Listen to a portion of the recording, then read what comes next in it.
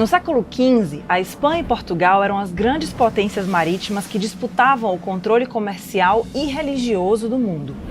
Quando Cristóvão Colombo voltou da sua primeira viagem à América, começou uma disputa entre os dois reinos, mediada pela Igreja Católica, para ver quem tinha o direito sobre esses territórios. Depois de duras negociações, eles concordaram em dividir o globo. Para isso, traçaram uma linha que dividia as zonas de navegação do Oceano Atlântico e o chamado Novo Mundo, com o Tratado de Tordesilhas. O acordo dizia que tudo o que ficava a leste dessa linha divisória passaria para as mãos da coroa portuguesa, e tudo a oeste ficaria nas mãos da coroa espanhola.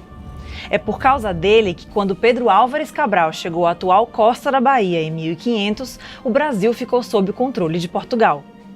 Os dois impérios coloniais dominaram a maior parte do continente durante mais de 300 anos, mas terminaram de maneira muito diferente.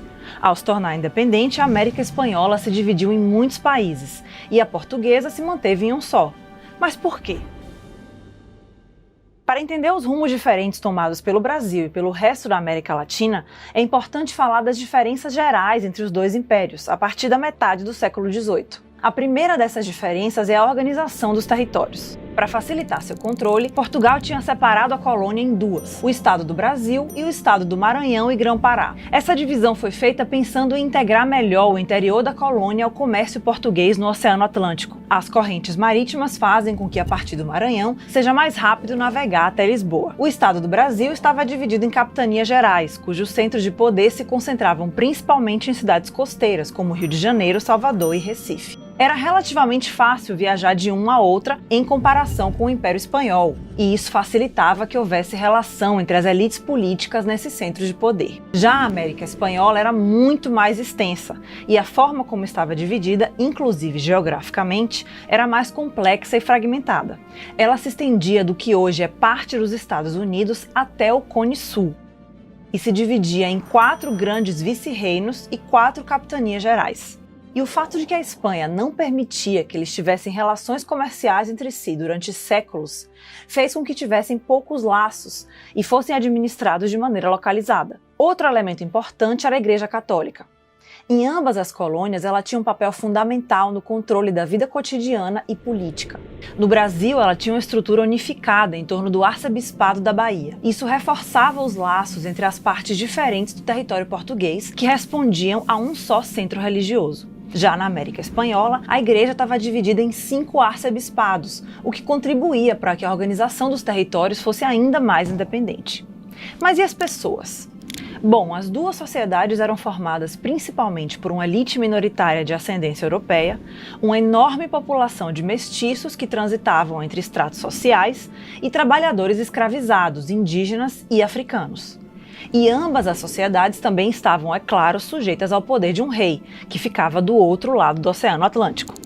A América Espanhola era comandada pela dinastia dos Bourbon e a portuguesa pela dos Bragança. Outra diferença entre as colônias era a maneira como as elites políticas dividiam o poder. O poder político das elites brasileiras estava baseado no controle de terras por uma oligarquia de grandes proprietários e do aparato burocrático por juízes, advogados e funcionários públicos.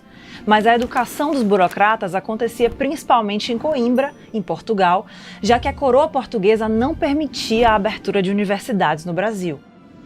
Era uma forma de manter o controle intelectual sobre as elites e evitar que o ambiente da universidade fomentasse ideias de independência. Mas essa experiência conjunta como estudantes em Portugal também ajudou a criar relações entre as diferentes elites locais brasileiras e aprofundou a sua identificação com a metrópole. Nas camadas mais altas, os reinóis, como eram chamados os nascidos em Portugal, costumavam ocupar os cargos mais altos da administração pública. Havia tensão entre reinóis e brasileiros em algumas regiões, mas no século XVIII essa rivalidade tinha sido, em grande parte, neutralizada pela coroa portuguesa por meio de decretos que foram ampliando o acesso dos brasileiros ao poder político local. E isso é importante porque foi justamente o contrário do que aconteceu na América Espanhola. Lá, essa diferença social entre as elites era muito mais marcada. De um lado, estavam os peninsulares.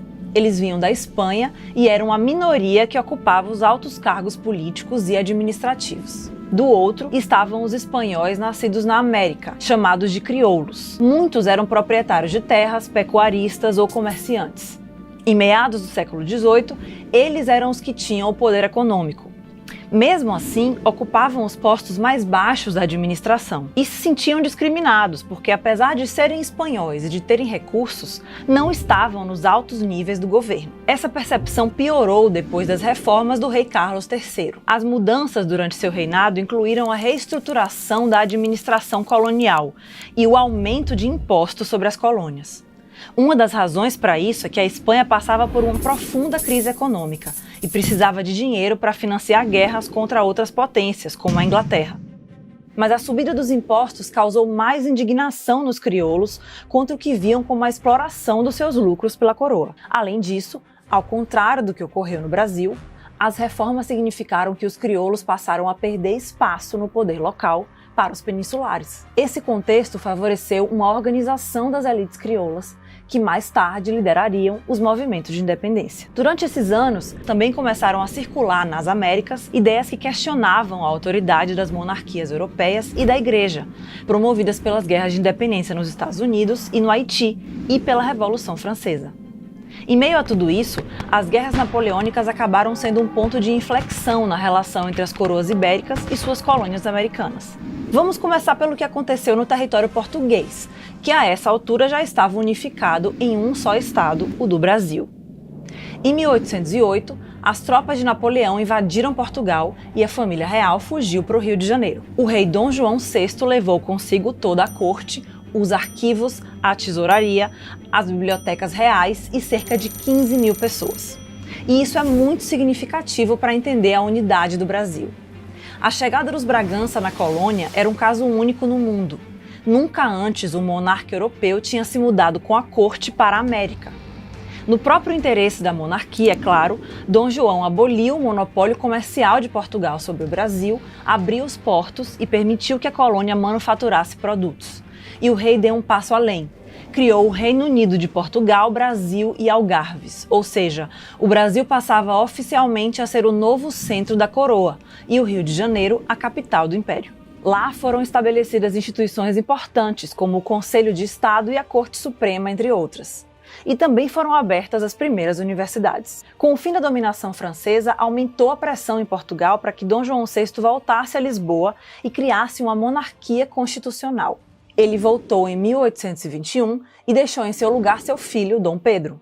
Mas as cortes portuguesas também pressionavam para que o Brasil voltasse a seu status de colônia e exigiam a volta também de Dom Pedro, por receio de que ele liderasse um movimento independentista. Mas as batalhas contra os portugueses já tinham começado em Pernambuco em 1821, e Dom Pedro acabou desafiando a corte e declarando a independência do Brasil em 1822. Essa foi talvez a principal razão pela qual o Brasil chegou unificado ao momento da sua independência de Portugal. A independência foi feita com a participação da mesma família real portuguesa, que já tinha uma corte e instituições estabelecidas na colônia, e que também tinha a experiência de reprimir revoltas das elites locais que nos anos anteriores tinham tentado conseguir mais autonomia e pagar menos impostos. Mas como o Brasil conseguiu se manter como um só país depois da independência?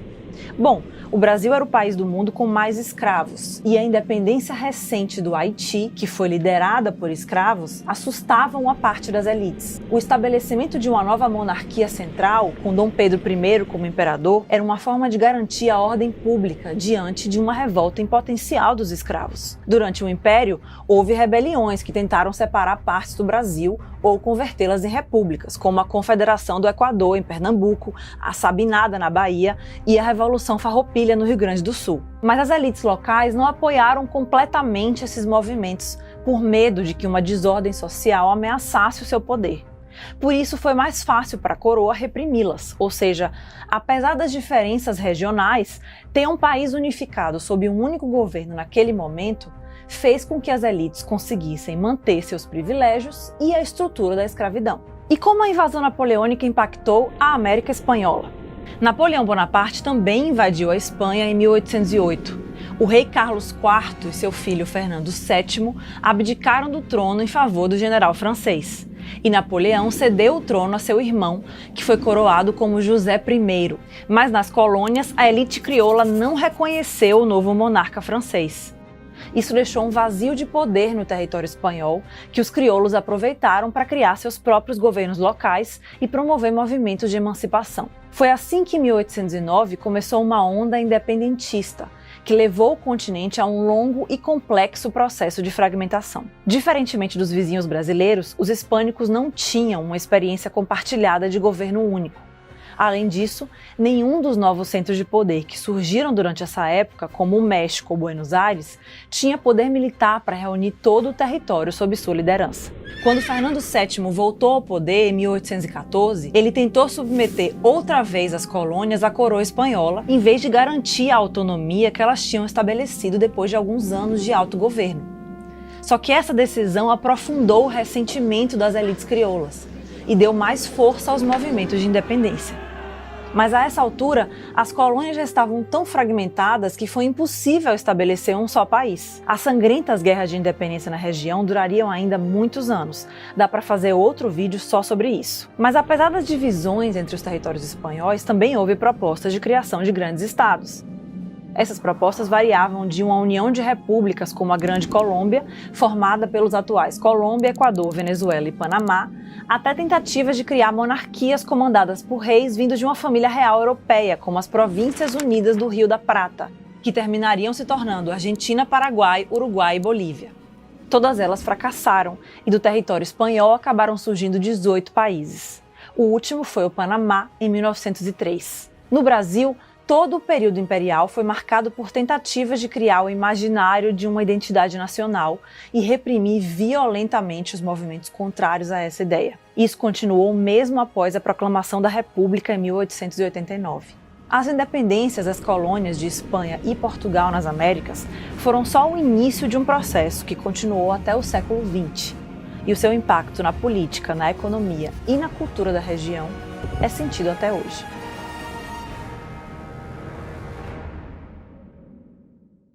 É isso aí! Se você gostou desse vídeo, deixe seus comentários aqui, que a gente vai ler, e continue acompanhando os nossos vídeos aqui no nosso canal do YouTube, na nossa página bbcbrasil.com e nas nossas redes sociais. Tchau, tchau!